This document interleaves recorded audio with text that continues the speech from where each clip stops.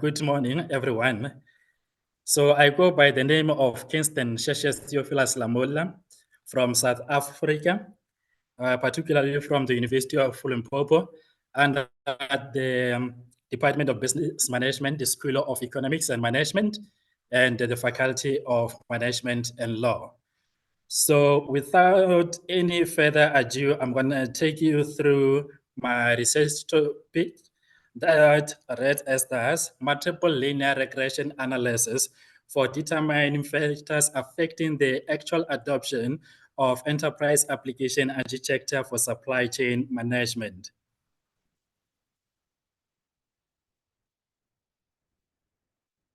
The introduction, now I'm saying that the multiple linear regression is a statistical technique accustomed to propositions on determining the nexus or the relationship between internal dynamic exasperations and external exasperations, denoted as the independent variable, as well as perceived attitude signifies as the predictor variable for actual adoption of enterprise application architecture, presented as the dependent variable Y. Then the research problem description. Now I'm saying that enterprise application architecture has a common myth anticipated with fourth industrial revolution, perceived as a dynamic problems on exorbitant projects to execute on application system multiplexes, not solving customer engagement, lack of understanding, and expensive software applications in contrast to the economies of scale.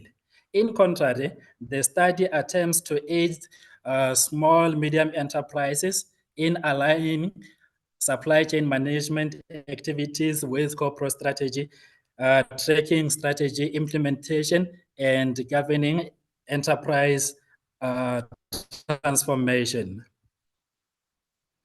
The study objectives and hypothesis. The objectives of this paper was to determine the alternative hypothesis that internal dynamic exasperations and external dynamic exasperations and the perceived attitudes affect the actual adoption of enterprise application architecture for supply chain management within small and medium enterprises. Then the hypothesis, I'm saying that the first one, there is a correlation between internal dynamic exasperations and perceived attitudes towards the actual adoption of enterprise application architecture for supply chain management in small and medium enterprises. Then the second hypothesis, I'm saying that there is a correlation between external dynamic exasperations and perceived attitudes towards actual adoption of enterprise application architecture for supply chain management in small and medium enterprises. Then the last one, I'm saying that there is a correlation between perceived attitudes and the actual adoption of enterprise application architecture for supply chain management within small and medium enterprises. Then again, I'm saying that the study followed the systematic literature review. Now, I'm saying that this study adopted a systematic literature review through a conceptualized literature review, which included the summary table in line with authors' variables, titles, aims, or the objectives, the findings, the results, and the conclusions. Then from there, I applied the three premises that have been proposed for conducting, let's say, the systematic literature review. The first one, to reduce a large amount of information into a comprehensible unit. Then secondly, to aggregate critical information for decision making and to efficiently move from knowledge discovery to implementation. Then now, ladies and gentlemen, we're facing the conceptual model. First and foremost, I used 4 variables. And the first one I'm facing the independent variable. This one is having 2-in-1, meaning that now I'm going to take you firstly through the internal dynamic exasperations. This one included owner physiognomies and incitements, enterprise resources, information systems components, as well as the employee aptitudes and trepidations. Then the last independent variable is in line with the external dynamic exasperations. At first, this one included complex legal and regulatory constraints, lack of external financing, low technological capacity, relative advantage, compatibility of computer systems, as well as customizability of enterprise application architecture to the enterprise and external users. Then the second variable is regarded as the predictor variable. First of all, we're talking about the perceived attitudes. This one is aligned through alternative user-based solutions, technological aversion, and as well as the resistance to change. Then the last one, the response variable is regarded as the actual adoption of enterprise application architecture. Okay, fine. This one improves job performance, provide critical support base, enhancing supply chain activities, easing, let's say, the activities for supply chain management, and finally, for technological intangencies and or inflexibility. The research methodology. Now I'm saying that the study embraced a quantitative research methodology. The primary data was collected in 2019. The stratified random sampling was used. And then finally, the sample was comprised of 310 of the respondents. Then now I'm going to take you through the ethical consideration. Now I'm saying that it has covered important aspects such as voluntary participation, confidentiality of information, and anonymity, no harm to the participants, discrimination, permission, and informed consent.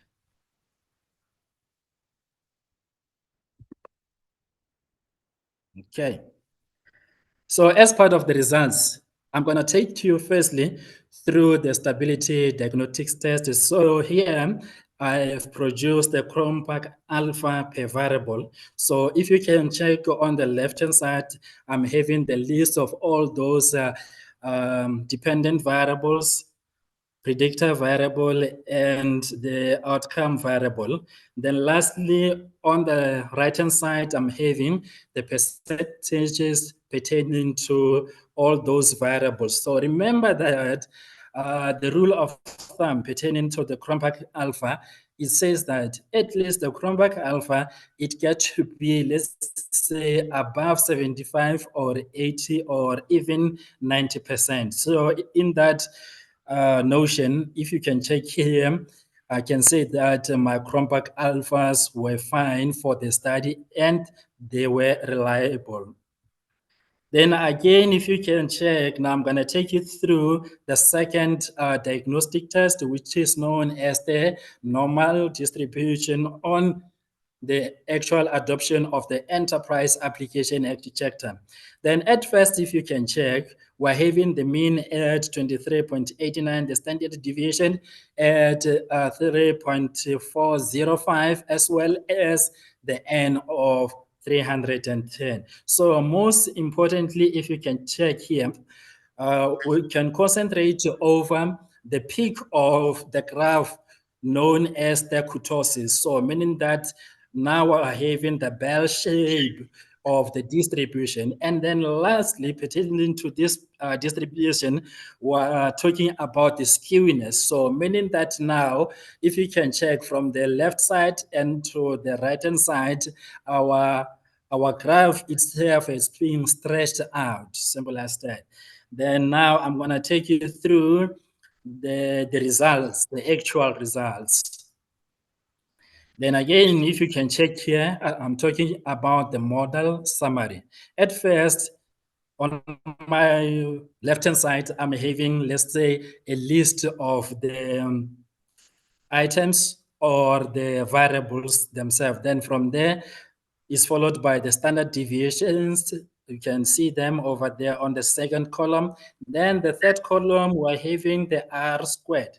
So now, very much important, meaning that if we want to do the R squared adjusted, there's a formula for that.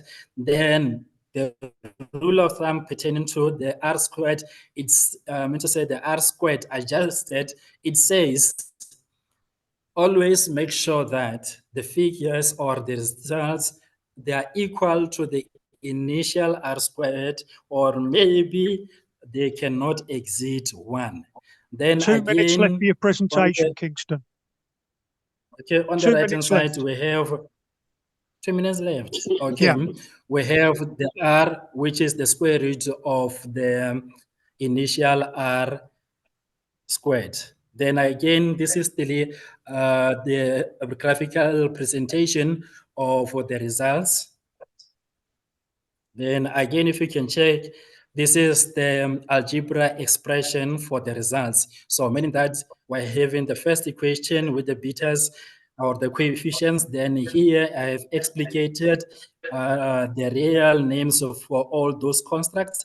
And then again, we're having the second and the third equation, wherein I've used all those figures from the slopes.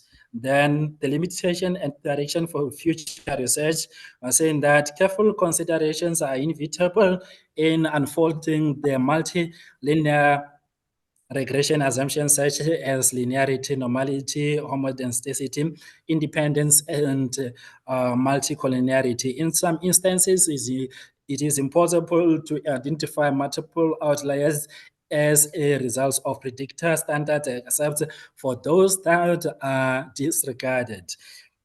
In future investigations, it could be advisable to use a different construct from, let's say, those ones. And then lastly, because of the sake of time, this could include the possibility for exploring new complete measures for both independent and the predictor variable. Then the results over here, they being, okay, fine. The results were obtained from the main analysis of multilinear regression that produced a model equation. If you can check, I've substituted everything down here with the slopes, and I don't know if, practical implications and conclusions. I'm saying that this exertion contributes to existing knowledge on actual adoption of enterprise application architecture by providing 3 main separate functions of multilinear regression. First, it broadens the understanding of the strength of relationships between dependent variables, predictor variable, and response variable. Secondly, it expositions which predictions in the models are statistically significant and which are not. And finally, it projects a confidence interval for each predicted regression coefficient. So lastly, this is the time for questions and answers. And most importantly, those are my contact details. Thank you very much.